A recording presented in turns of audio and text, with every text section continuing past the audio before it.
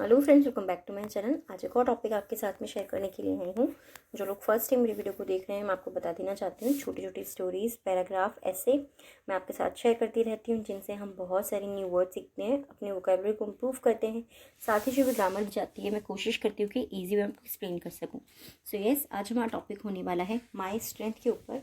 और इसमें जितने भी हम सेंटेंस देखेंगे, मोस्टली आपको इसके अंदर प्रेजेंट टेंस के सेंटेंसेस देखने को मिलेंगे, कुछ पास्ट के रहेंगे, एक्टिव पैसिव वॉइस रहेगा और आपको इसमें कॉन्टिन्यूस एक्शन देखने को मिलेगा। सो स्टार्ट करते हैं रीडिंग और देखते हैं क्या है इस टॉपिक में। I am thankful that I had this experience. I am, मैं हूँ, थैंकफुल मीन्स होता है आभारी, दैट मीन्स जो या फिर की, आई हैड मुझे मिला या मैंने पाया पास्ट के अंदर, क्योंकि हैड का यूज़ हम पास्ट टेंस में करते हैं। दिस एक्सपीरियंस, ये है अनुभव। तो सिंपली सेंटेंस को हम कैसे रीड करेंगे, क्योंकि इसके अंदर आपको प्रेजेंट टेंस भी दिखाई दे रहा है और पास्ट भी दिखाई दे रहा है। मैं आभारी हूँ कि मुझे ये अनुभव हुआ था, ऐसा आप बोल सकते हो, या फिर सिंपली आप बोल सकते हो मैं आभारी हूँ कि मुझे ये अनुभव हुआ। What I found in reading the book.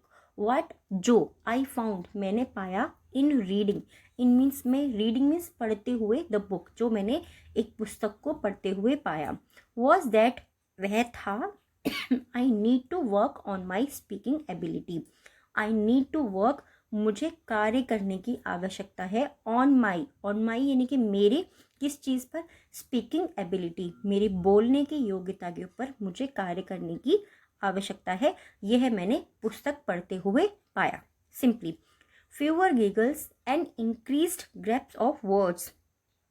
Fewer giggles, fewer मतलब होता है किसी भी चीज़ को कम करना या किसी चीज़ की गति को कम कर देना, ठीक है, कम करना बेसिकली। तो फीवर यानी कि कम करना। गीगल्स मीन्स क्या होता है, गीगल्स मीन्स होता है हंसी हंसना, जो हम तेज हंसते हैं या फिर मूर्खों की तरह हंसते हैं ना, कि बहुत बुरे तरीके से हंस रहे हैं, उसको हम बोल सकते हैं कि हंसी को हंसना, यानी कि हंसी जो होती है हमारी दांत फाड़ फाड़ करके, उसको कम करना। एंड इंक्रीज्ड, और इंक्रीज करना है, यानी कि जिसकी बढ़ोतरी करनी है, जिसको बढ़ाना है।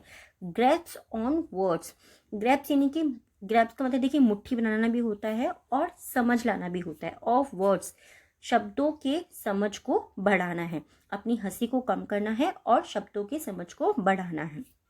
एंड और working on leading students, working यानी कि कार्य करते हुए, ऑन लीडिंग स्टूडेंट्स प्रमुख जो विद्यार्थी थे उनके ऊपर कार्य करते हुए, टू करेक्ट आंसर्स, सही उत्तर जो थे उनके, करेक्ट यानी कि सही, आंसर्स यानी कि उत्तर, जो भी वो जवाब दे रहे हैं फिर जो उत्तर दे रहे हैं, through asking the right questions, through means माध्यम से, आस्किंग पूछते हुए, द राइट क्वेश्चंस सही प्रश्न को पूछते हुए, उनका सही जवाब देते हुए।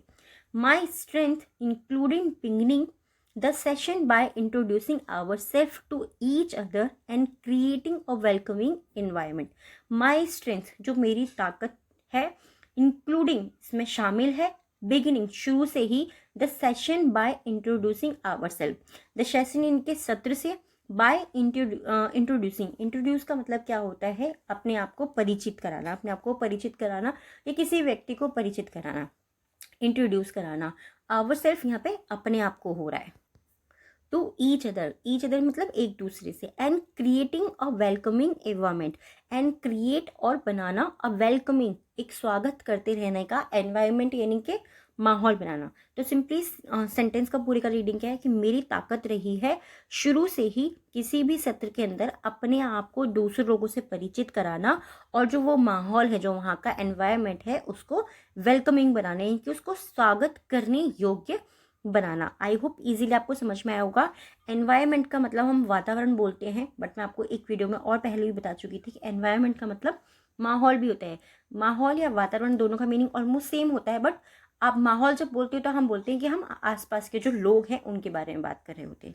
Simply, I intentionally worked to invite all the students by name of to offer their opinion on the video and stories. I intentionally मतलब जानबूझकर, वर्क कार्य किया, पास्ट टेंस के अंदर, आई वर्क मैंने काम किया था, ठीक है, बट इंटेंशनली जो है हमारा क्या होता है, एडवर्ब, ये हमारा एडजेक्टिव होता है, ठीक है। तो ये मैंने क्या करा, ये हमने काम करा, जानबूझकर ये काम किया। टू इनवाइट, आमंत्रित किया, ऑल द स्टूडेंट्स सभी विद्यार्थियों को मैंने जानबूझ करके इनवाइट किया यानी कि आमंत्रित किया, बाय नेम उनके नाम से, टू ऑफर देने के लिए, देयर ओपिनियन उनकी जो राय थी वो देने के लिए मैंने जानबूझकर कुछ विद्यार्थियों को जो है वहाँ पर सभी विद्यार्थियों को आमंत्रित किया। ऑन दिस वीडियो इस वीडियो के ऊपर, एंड स्टोरीज और ये जो स्टोरीज थी यानी कि कोई भी प्रपोजल आया है, कोई टॉपिक है हमारा, उनके ऊपर मैंने सभी विद्यार्थियों को वहाँ पर आमंत्रित किया जानबूझ करके। आई डेलिबरेटली इनकॉर्पोरेटेड, आई डेलिबरेटली, देखिए इंटेंशनली का मतलब भी जानबूझकर होता है और डेलिबरेटली का मतलब भी जानबूझकर होता है। मैंने जानबूझकर शामिल करना, इनकॉर्पोरेटेड का मतलब होता है शामिल करना, मैंने जानबूझ करके शामिल किया, इन ये भी हमारा पास्ट टेंस है। तो ठीक है, इनकॉर्पोरेटेड द टीचिंग मेथड, मैंने जानबूझ करके पढ़ाने के तरीके को इसमें शामिल किया। दैट जो वी वर टॉट जो हमें सिखाया गया था, ठीक है, ये हमारा क्या बनता है, ये हमारा एक्टिव पैसिव वॉइस है पास्ट टेंस का। That Jesus used, that Jesus use, जिसे जीसस यूज करते थे, ठीक है, जो हमें सिखाया गया था, जो जीसस यूज करते थे। बिगिनिंग अ लेसन, बिगनिंग यानी कि शुरू करते हुए, अ लेसन एक पाठ को शुरू करते हुए, बाय फर्स्ट आस्किंग सबसे पहले पूछकर, आस्किंग मीन्स पूछकर, what your student already know कि क्या योर स्टूडेंट्स आपके विद्यार्थी ऑलरेडी नो पहले से जानते थे, कि क्या आपके विद्यार्थी पहले से जानते थे, और बिलीव और किस चीज़ पर वो विश्वास करते थे। जो हमें सिखाया गया था कि शुरू में ही हमें क्या चीज़ करनी है कि हमारे विद्यार्थियों से हमें पूछना है कि वो पहले से क्या जानते हैं और किस चीज़ पर वो विश्वास करते हैं।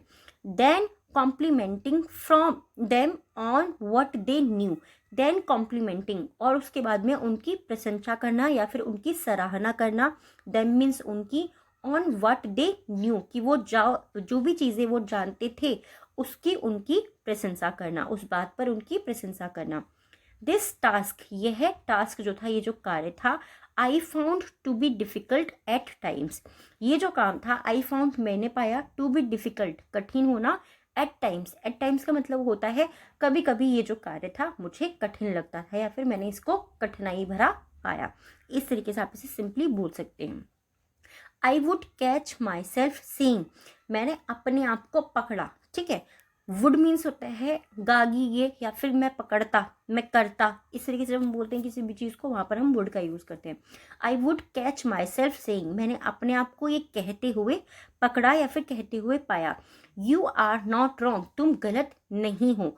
इंस्टेड ऑफ फाइंडिंग, इंस्टेंट और यानी कि के बजाय या फिर के अलावा, ऑफ फाइंडिंग, फाइंडिंग मीन्स पाने के बजाय या फिर पाने के अलावा, मैंने अपने आप को ये कहते हुए पकड़ा, यू आर नॉट रॉन्ग, तुम गलत नहीं हो।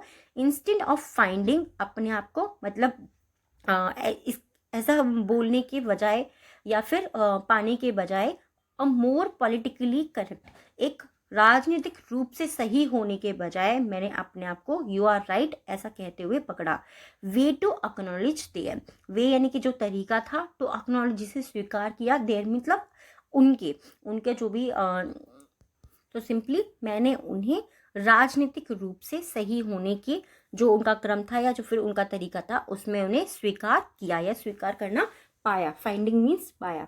आई होप ये जो टॉपिक है आपको पसंद आया होगा। आज के जो हमारे 3 वर्ड्स हैं जिनसे आपको सेंटेंस बनाना है, सिंपल हैं बट बहुत ज़्यादा यूज़ करने वाले हैं। इनको आप अपनी स्पोकन इंग्लिश के अंदर भी यूज़ कर सकते हैं।